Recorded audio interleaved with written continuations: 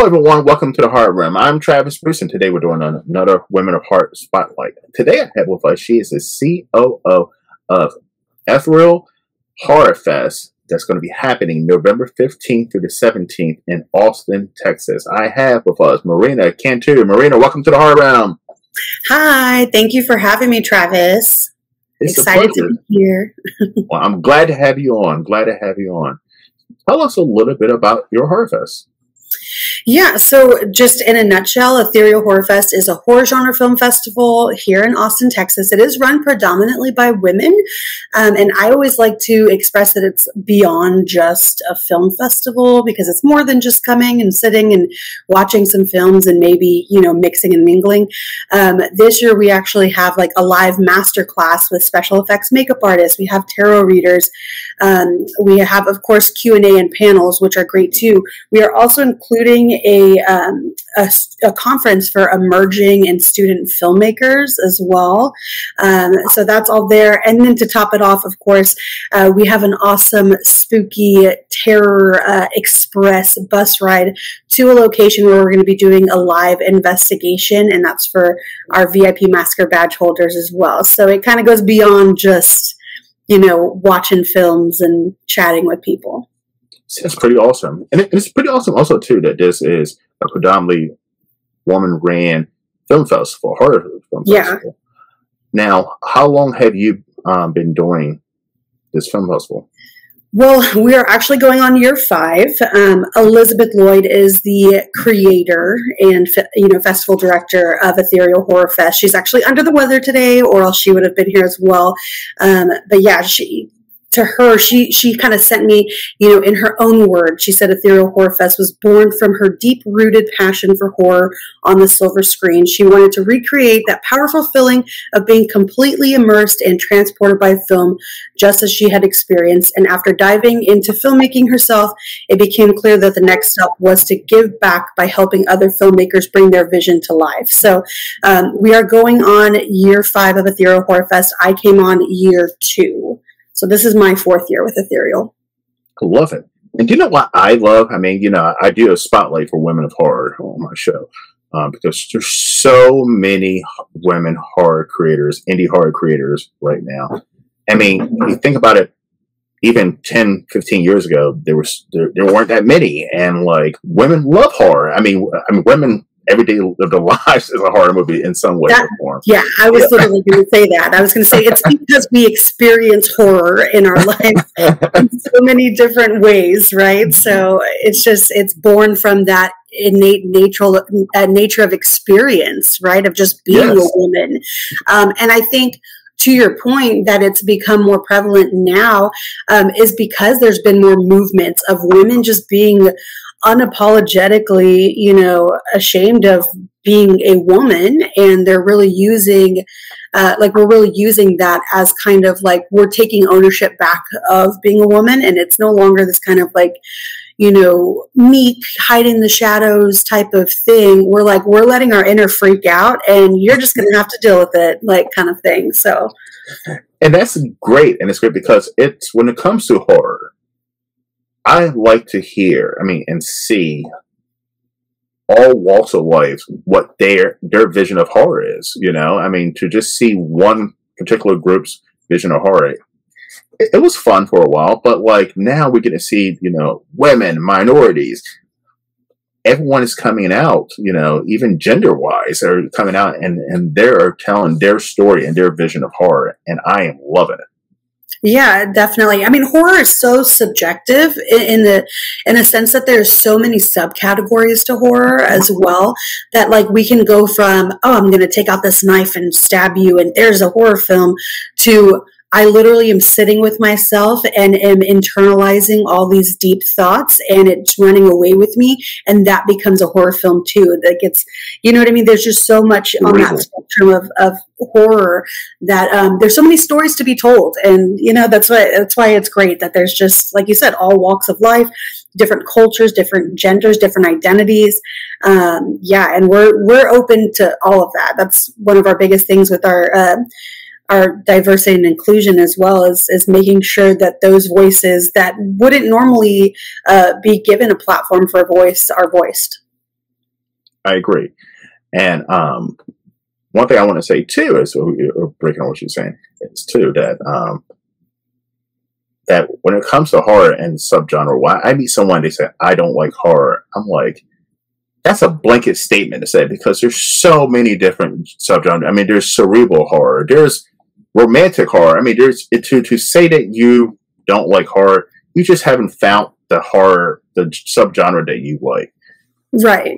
It's like, do you like watching 48 Hours? Because technically, Yeah. some people call that horror, you know what I mean? Depending on that type of, gruesomeness of whatever's going on, or even just the mental capacity of the person who, committed the murder or whatever it may be. I mean, there's so many different, like you said, subgenres that, a lot of people are probably surprised that they're like, oh, I didn't even really consider that a horror movie. Well, Yeah. it technically is. So I agree.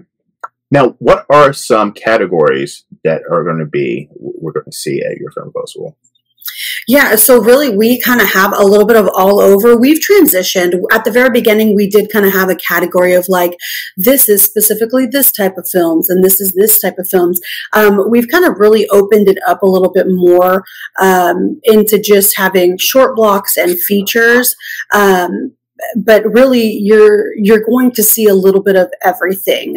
In terms of like our features that are going to be, some of them are actually going to be premiered there. We do have some great features, some of which that are women-led and that are talking about like the mental load and mental stress of things as well. Like it's like a whole unwinding of that. We have, just the classic kind of paranormal horror stuff as well. We have the gore. So you're really going to find a little bit of everything. It's funny because our festival is called Ethereal Horror Fest, and we've considered dropping horror, but, because there's just so many avenues that we could take within this realm, no pun intended. Yeah. So don't shoot. But yeah, I mean, you're going to find a little bit of everything. So there's a little bit of everything for everyone at Ethereal Horror Fest. Now, this is your personal opinion with this question I'm going to ask you. When it comes to women who are filmmakers, I've noticed they usually like to use the mental horror compared to men who like visual horror, blood and guts and stuff on their place. Why do you think women filmmakers usually like to stick with the mental aspect of horror? That's a good observation. And I do agree in a sense that, I think that there's definitely some women that also enjoy the, blood and guts and horror.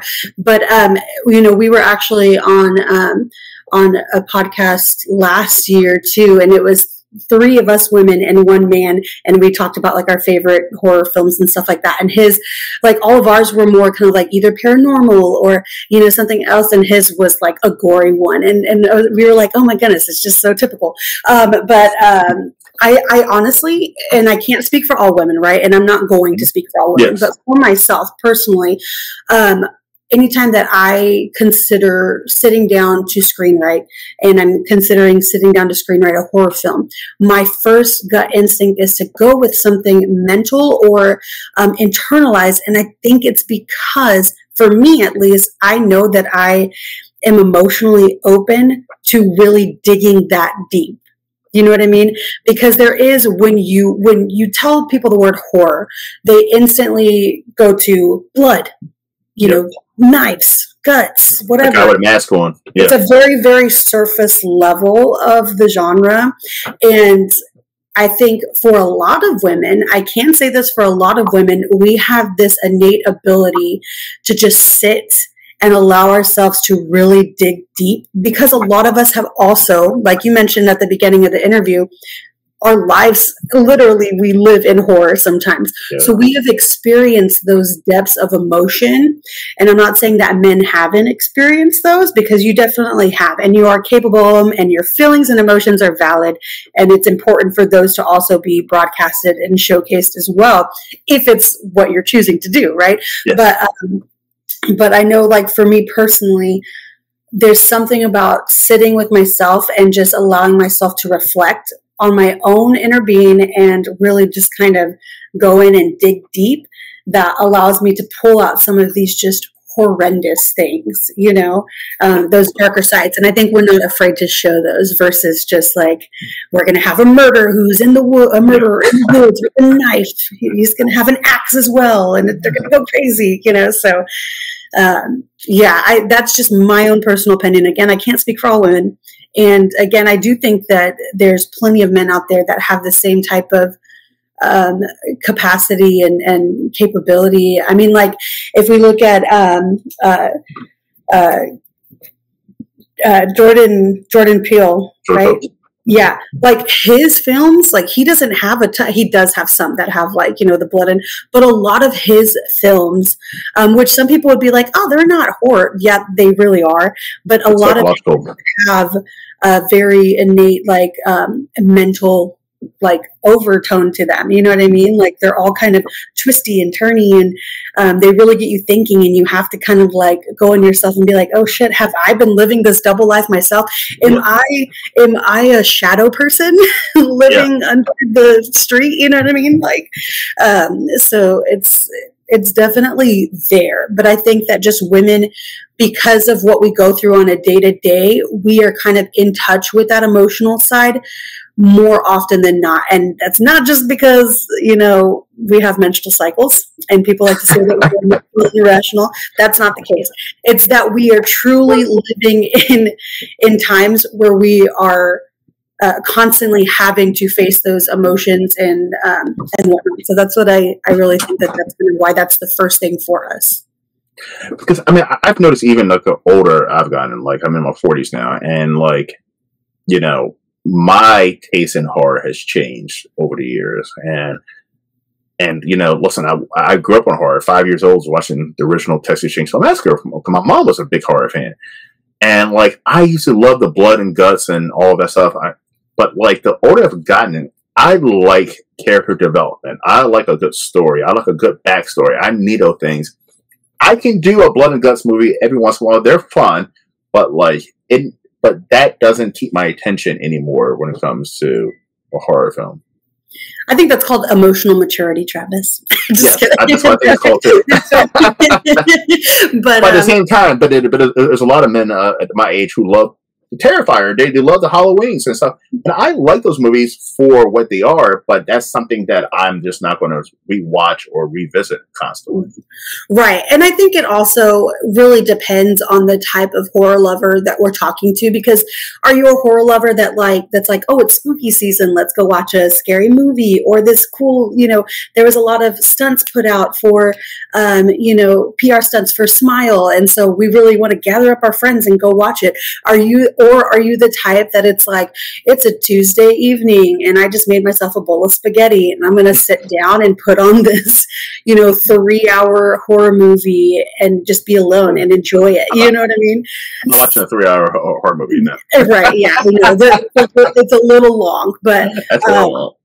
Yeah, but you know what I mean? Like, it really also kind of depends on who you're talking to as well. Because if it's just the ones that will only see the films that are being released, like big box office release, you know what I mean, with these multi-million-dollar budgets, then they may not be as in depth of like a horror fanatic, like you would say, as the ones that maybe would be like scrolling through YouTube and seeing these ones that are like self-made indie ones, or you know, whatever it may be too. So that, I mean, there's such a broad range of horror lovers and fanatics as well in terms of moviegoers. So yeah, I mean, I think that, like you said, like as you kind of grew, you realized that you wanted that character development more so than just like that really superficial, oh, they got stabbed and their guts came out type of, you know, emotion. But you can have that in a movie, but you got to have a story too. I mean, that's been my biggest gripe with the Terrifier series, which I'm not going to talk about anymore. But it's been my biggest gripe about it. It's all gore and no story. And like I need some kind of story, because the reason why I need a story and character development, because I have to care about the characters who are dying. I have to care about. I got to feel something about the characters. You know what I mean? I can't just go in a horror movie and watch characters die and I don't feel happy or sad or nothing. I'm just like, oh, okay.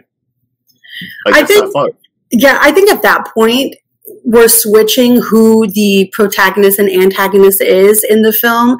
Like if we have a film where it's just like they're on a killer rampage and we are expecting this, then it becomes the killer, it becomes the protagonist, and we're cheering for them the whole time because of the fact that they have become horror icons, right? Mm-hmm. So like we think about Jason, we think about Freddy Krueger, we think about Michael Myers, you know, like the big names, and even Terrifier, Pennywise. Like at these points, well, I don't want to say with it because there was definitely character development for all of like the kids in Derry, you know, but you know, at these points, we're kind of like expecting, oh, God, okay, we're going to see him go, and he's, you know, and it's almost humorous, you know what I mean? It becomes like a dark comedy versus like one that you're really like clenching your popcorn bucket, you know what I mean? And like kind of scared and like looking sideways to see if, you know, you can maybe catch it out of the side of your eye type of thing. You know, so I think that that's kind of that fine line of like, are we there to watch the killer kill, or are we there to like see like, you know, the characters and really kind of fall in love with them? Because I think there's two different sides to that coin of like, you know, I think it switches. The villain becomes the protagonist in those cases. So, and I think we need those movies as well. You know, I think we do. Also needed too. Now, being the COO of a horror film festival, it must be it must be a breath of fresh air to see new stories being told, creative ideas, because. Yes, I mean, horror is kind of redundant, but especially in the indie scene, there's a lot of new, fresh ideas that the big Hollywood movies are not coming. It must be a blast for you. Oh, it totally is. So while I handle a lot within the festival, you know, even just building the business, creating policies and procedures, getting things organized for as we continuously expand, I'm also still doing frontline stuff like helping with judging, you know, and watching the hundreds of submissions that we get on, you know, Film Freeway. And of course, you know, I get the ones and I'm like, okay, I know this pattern. It's, you know, this, and boom, here we go. End of story. And it's, you know, I see some of those.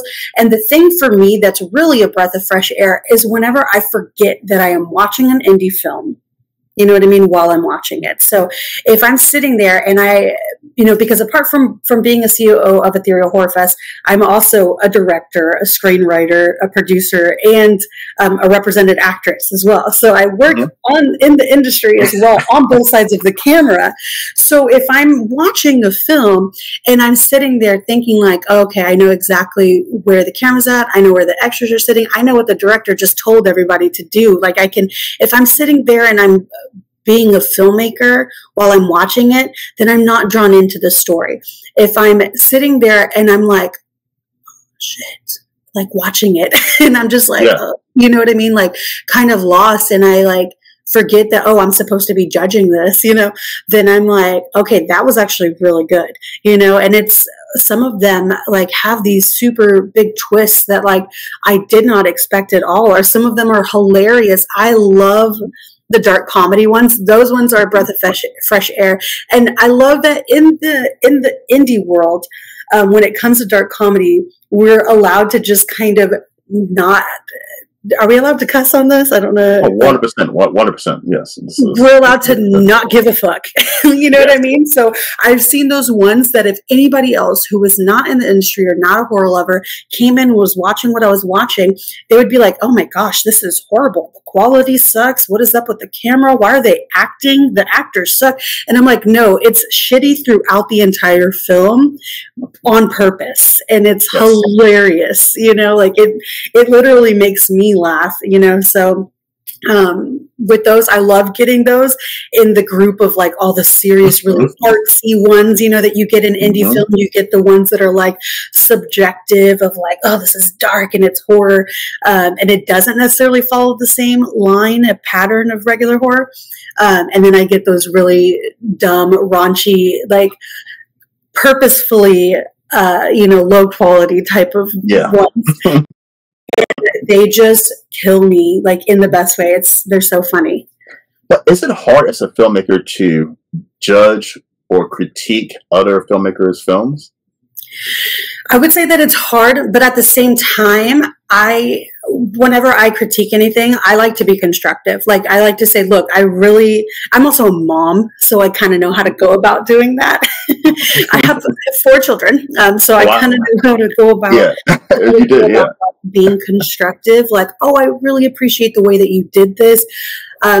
Let's fix it so that way we can make sure, it works better like this. So there's definitely a moment of like, oh, like I know what it takes to do these films, and I know that that's difficult, and I don't want to ever shit on anybody's film. But I think the biggest thing that I look for whenever I'm looking at a film is consistency throughout. So like, let's say you have top-notch quality equipment, and I can tell you're working with some great equipment. I can tell you had an awesome editor. I can tell, like your sound guy was on point. Everything was good, and all your cast is good except for one supporting actor. Like, they were just really bad. It totally takes me out of that, where I get kind of lost in the film. I totally get taken out to remembering that, like, oh, I'm watching an indie film, and it feels like an indie film now. So if, let's say, the acting was bad throughout, then I wouldn't have such I don't want to say harsh like criticism of it, but I wouldn't have such a like, oh, I don't really think that it was up there just yet. You know what I mean? It's just like having that consistent tone throughout for whatever it may be is what really kind of elevates those films. So I would say that it is hard in the sense that I don't want to shit on anybody's film because I know what it takes to make these films. But at the same time, as a filmmaker, we have to be open to that criticism and also willing to like take what works. You know what I mean? Not to listen to everything I say, but I mean, if I give you something that is feasible with what you're doing, then, maybe consider doing it because it might help. I agree. And because one of the things I do on my show, I promote indie authors and filmmakers and creators, but I also do reviews, right? And I always tell filmmakers, I'm like, if you want me to do your review, listen, it's going to be an honest review. But one of the things that like, as someone who's from the audience, not a filmmaker, is when I probably watch hundreds of indie horror movies a year for the channel and for the love of it. But when I see that, the cinematography is great, the camera work is great, the acting is great, the set is great, the lighting is great, everything is great, but you got a shitty story.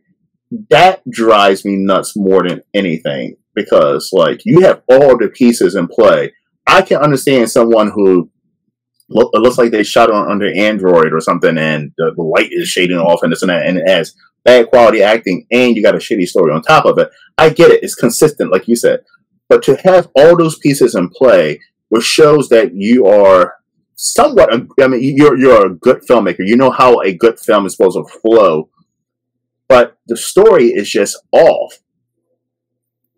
Yeah, that's the word. And I actually, it's funny because we actually co-hosted Austin Entertainment Business's monthly event last night at the Clay Pit, which was a haunted restaurant here in Austin, Texas. Nice. So it was really cool. We had 6 guest speakers, some that were from simply the paranormal world and some that were from the horror film industry that were coming to speak. And one of the things that they were talking about when they were asked, like what kind of advice would you give to filmmakers and like what's the most important thing? A few of them actually said like pre-production is probably the most important thing. And in pre-production, that includes the script, that includes the story writing. Because the thing is, your pre-production can be as long as it needs to be, right? Because you don't want to start a film when you're not really ready. And I've definitely seen that where people are like, I really want to start a film. I have this idea. It's good to go. I have all the equipment. I have all this. We found our actors.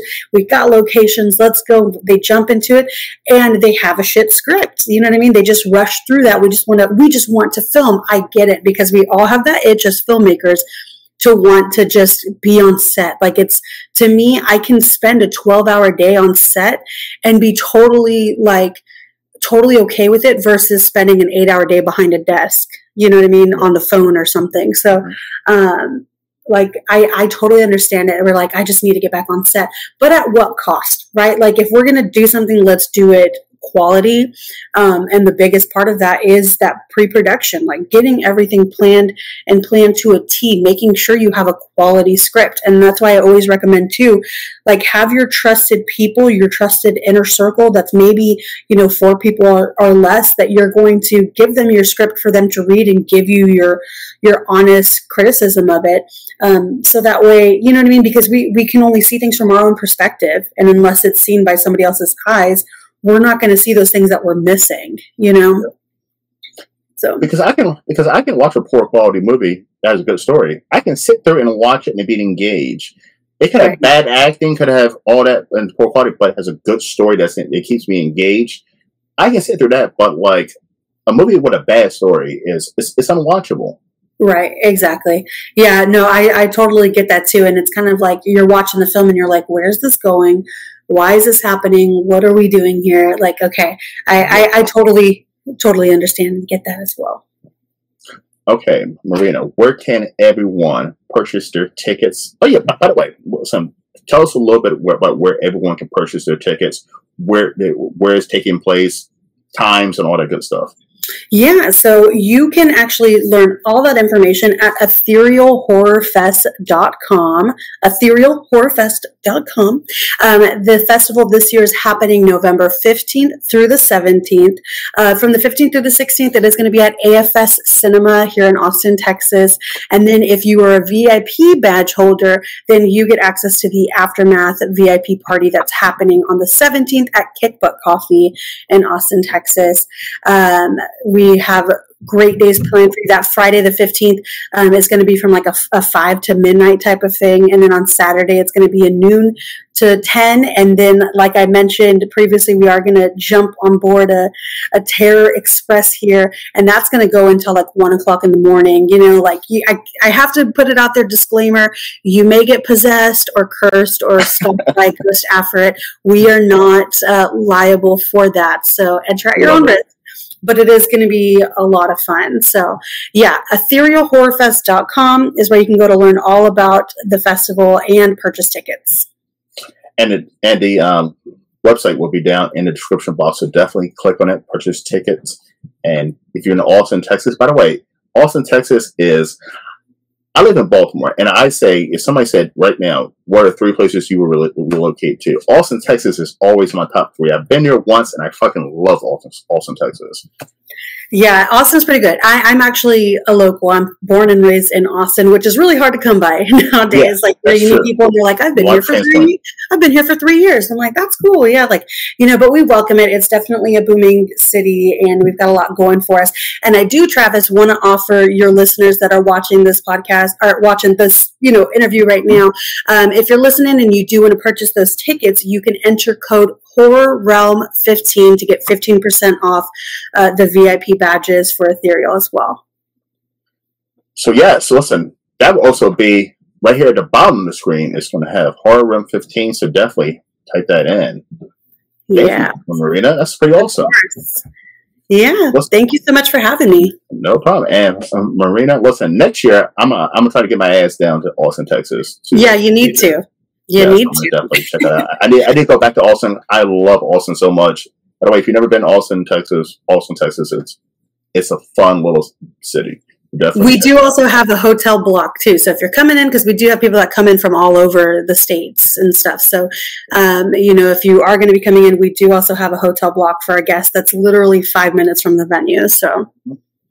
And the best part about it too is everything in Austin, Texas is named after me. Travis County, Travis this, Travis that, Travis this. So that is definitely my city. Yeah, definitely your city. You need to come back. Well, listen, everyone, go down into the description, definitely click on it and type in Horror Realm 15 to get your discount. All right, everyone, thank you for coming to the Horror Realm. I'm Travis Bruce, and that's Marina Cantu. Thank you. Yeah, next time. Take care. Bye.